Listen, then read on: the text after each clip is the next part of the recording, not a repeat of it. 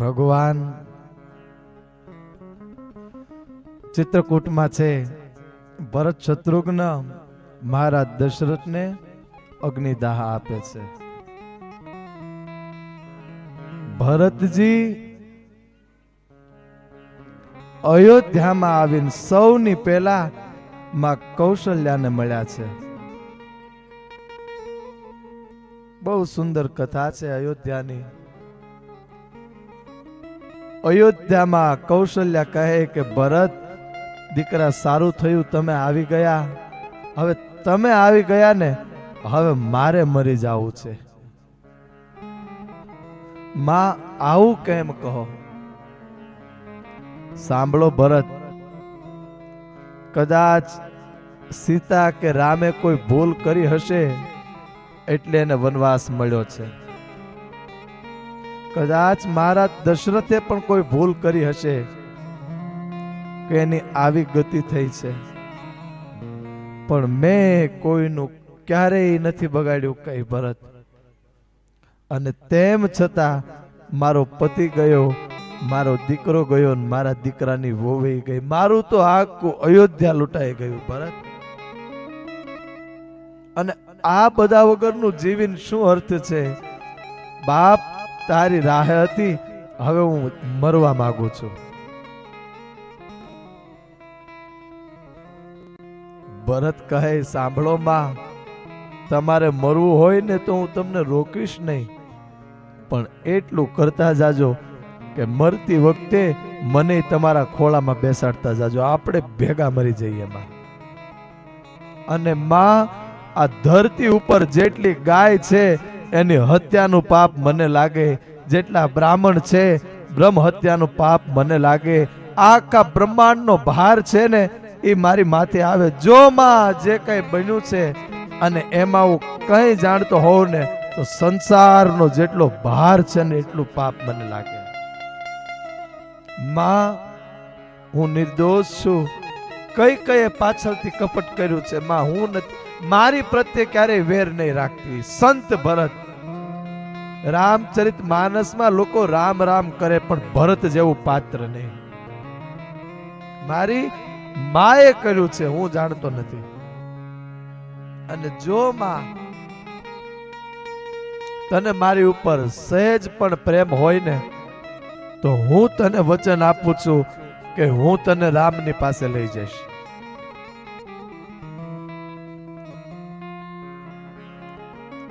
ભરતજી કઈને ફિટકાર વરસાવે છે. બહુ સરસ વાત ભરતજીએ કરી કે માં, જો તારે મને આવું જીવન આપવું હતું ને તો જે દિવસે હું જન્મ્યો ને તે દિવસ ગળું દબાવીને મને મારી નાખવો હતો. તે તો મને ક્યાંય મોઢું બતાવવાને લાયક નથી રાખ્યો. જેને તમે વનમાં મોકલ્યા ને એ સીતા અને રામને તો હું માં ને બાપ સમજુ. કોને પૂછીને આ બધું તમે કર્યું?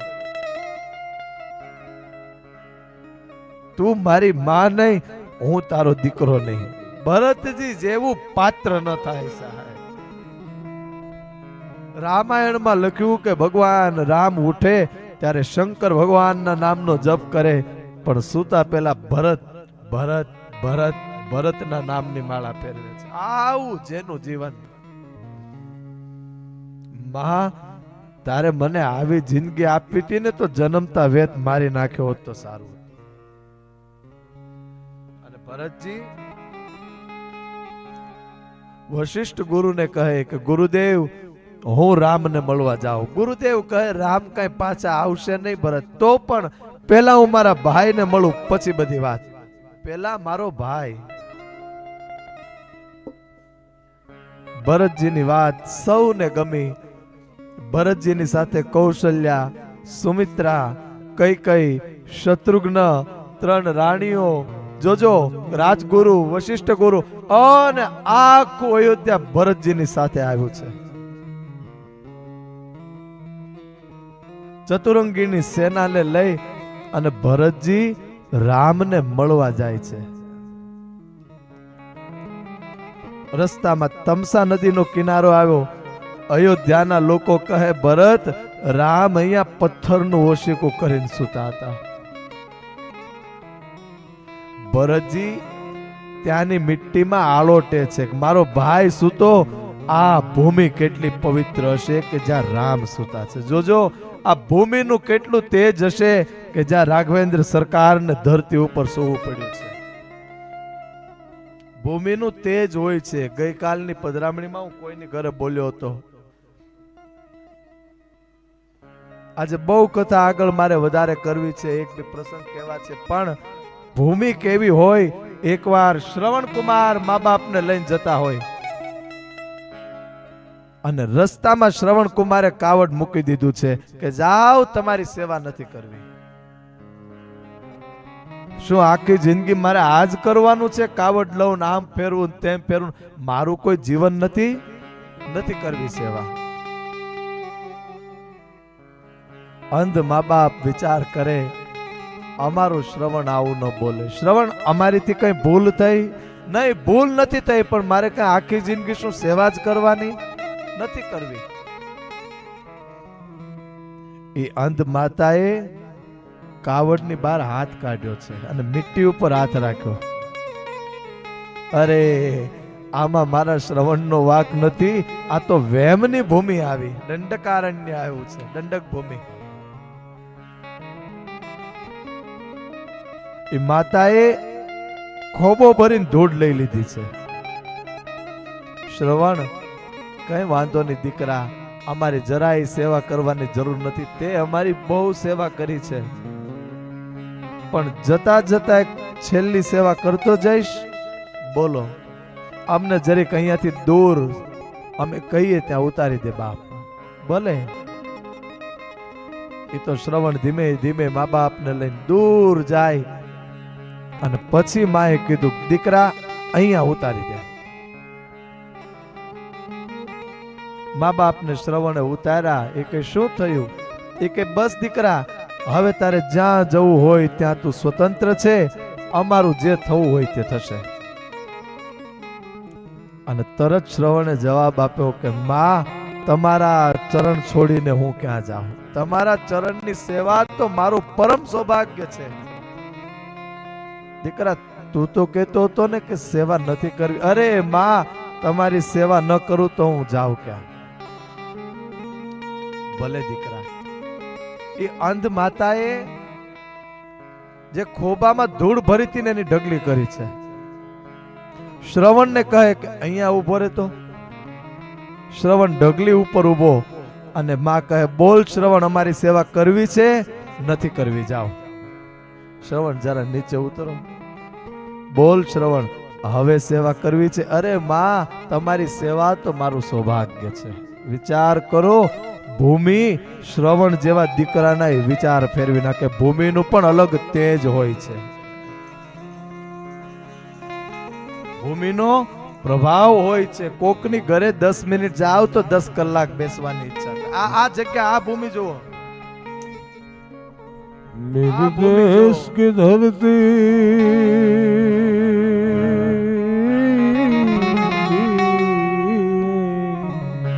मेरे देश की धरती सोना उगले उगले हीरे मोती मेरे देश की धरती.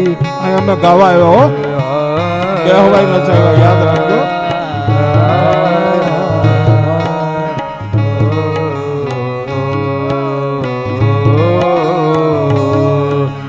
देश की धरती सोना उगले उगले हीरे मोती मेरे देश की धरती मेरे देश की धरती. हेलो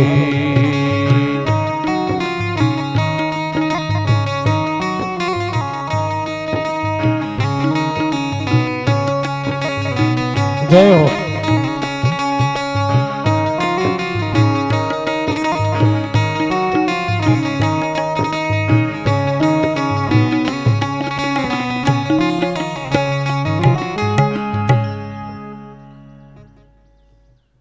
ભૂમિનો પણ પ્રભાવ હોય છે.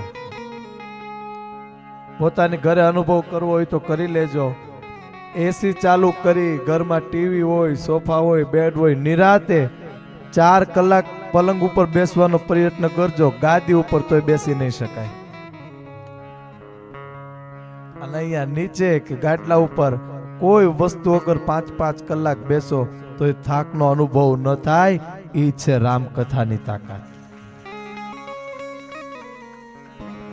અને ખરેખર અહીંયા કેવી કથા ગાય છે, કેવી કથા સાંભળી છે, કેવો ભૂમિનો પ્રભાવ છે કે જ્યારે અહીંયાથી આ વ્યાસપીઠ પરથી પોતી જતી રહેશે, મંડપ નીકળી જશે અને ત્યારે અહીંથી નીકળશો ને અને ત્યારે જો રામ નામના ભણકારા સંભળાય ને ત્યારે સમજો કે અહીંયા કોઈ યોગ્ય કથા થઈ છે.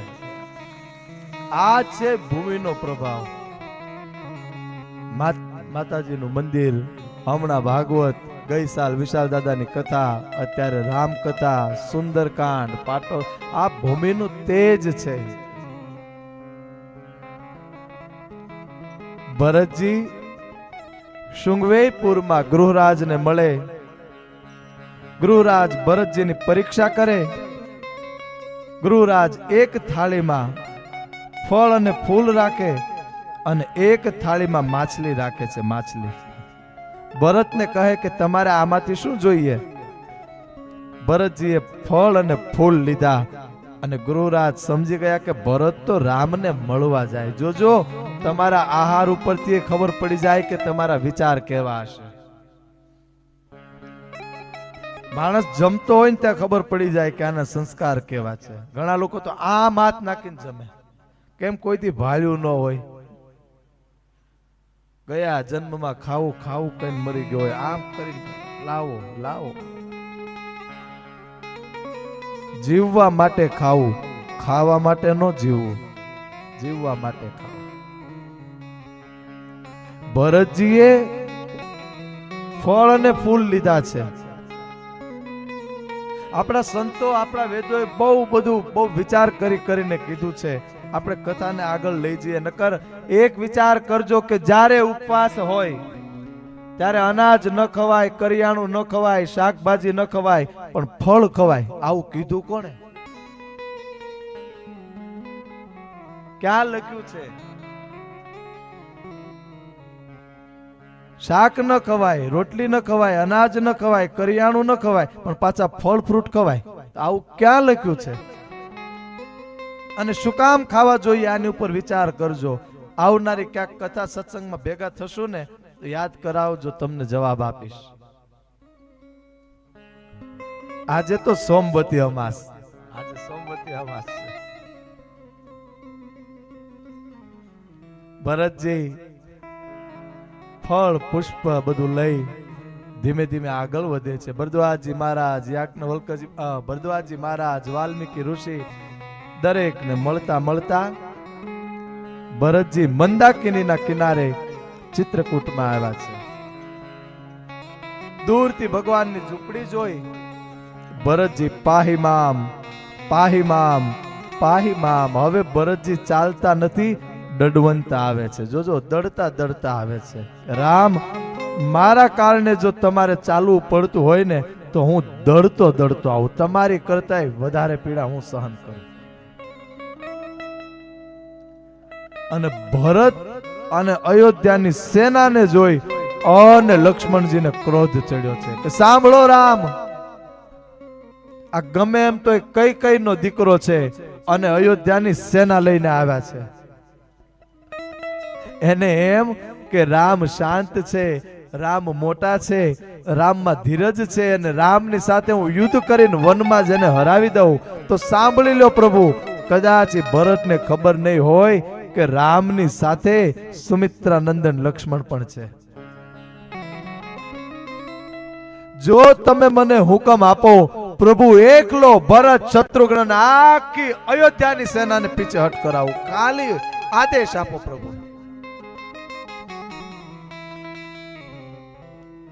રામને આ ગમ્યું નથી. ભરતજી દંડવત કરતા કરતા આવે. ભરતજી ઝૂંપડાની સામે ઊભા, અંદર નથી જતા કે મારો રામ લેવા આવે ને તો હું જાઉં.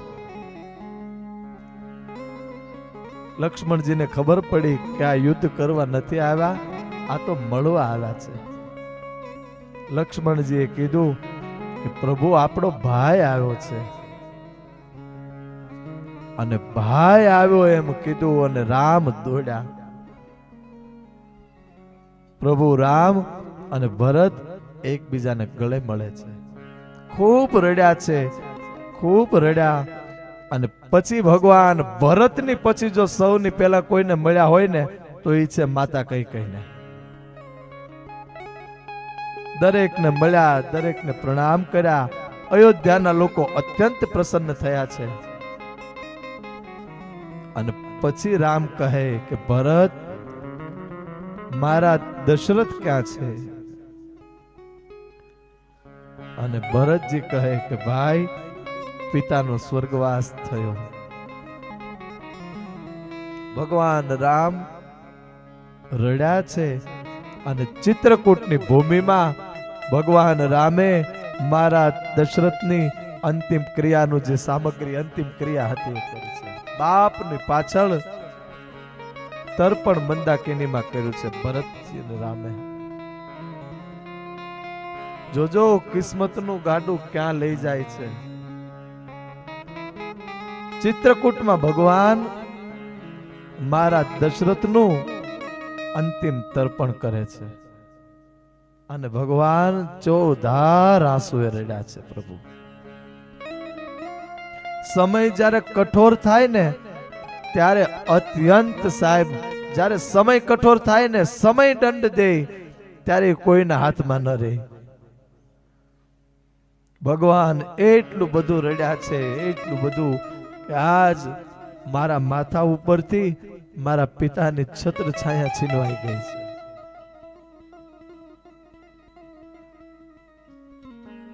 ભગવાનની ભક્તિ એમને એમ ન થાય સાહેબ.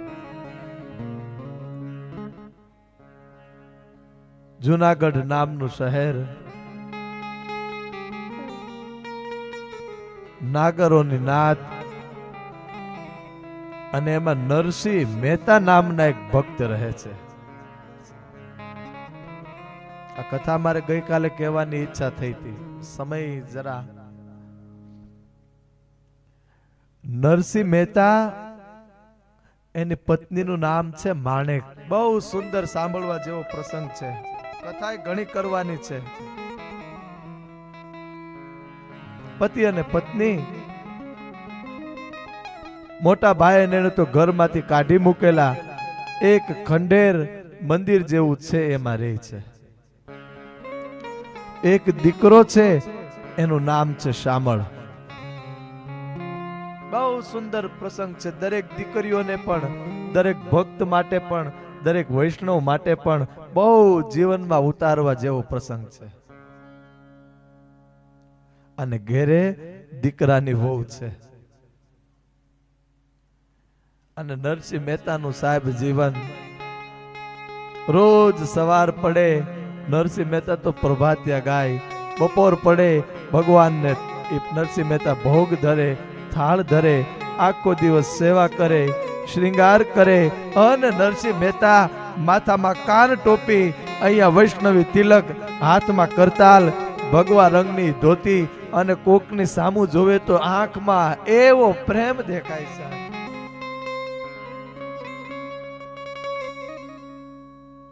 નરસિંહ મહેતા, એનો દીકરો અને વહુ. કથા બહુ વિસ્તારથી છે, પણ આપણે બને એટલું સાર ઉપર જશું. કે નરસિંહ મહેતા એના દીકરા અને વહુ બહાર ગામ જાય છે, બહાર ગામ. અને રસ્તામાં નદી પસાર કરતા હોય, નદીનો પ્રવાહ વધે અને નરસિંહ મહેતાના દીકરા અને વહુનું તણાઈને મૃત્યુ થાય છે. નરસિંહ મહેતા સાહેબ. અને સમાચાર મળ્યા કે એકનો એક દીકરો અને વહુ બંનેનું મૃત્યુ થયું. નરસિંહ મહેતા ભાગી ગયા છે.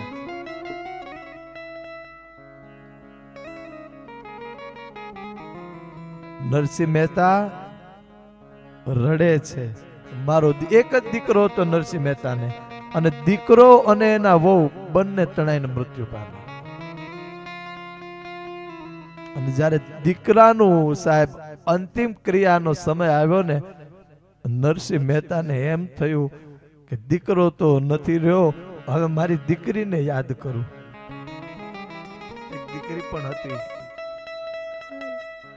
એટલે એક પત્ર લખ્યો છે એના સસુરાલમાં કે દીકરી, કુંવર તને જણાવવાનું કે તારો ભાઈ શ્યામળ હવે આ દુનિયામાં નથી.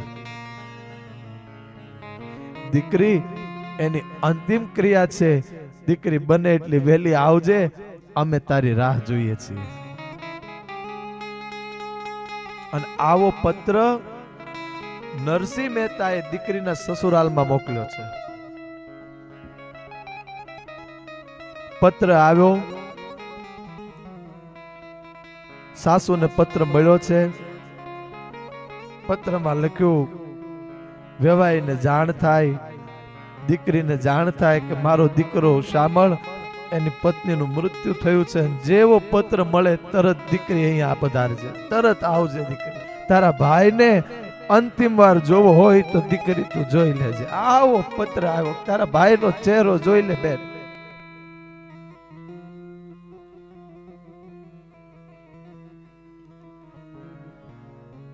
અને સાસુએ એના દીકરાને અને પોતાના પતિને, આપણા વેવાઈનો પત્ર આવો આવ્યો છે, શું કરવું જોઈએ? તો કઈ સાંભળો. એ નરસિંહ મહેતા એ ખંડેરમાં ભિખારીની જેમ રહે છે. દીકરીને કાંઈ વહુને મોકલવાની જરૂર નથી. ચિઠ્ઠી ફાડીને ફેંકી દીધી સાહેબ, કીધું નહીં.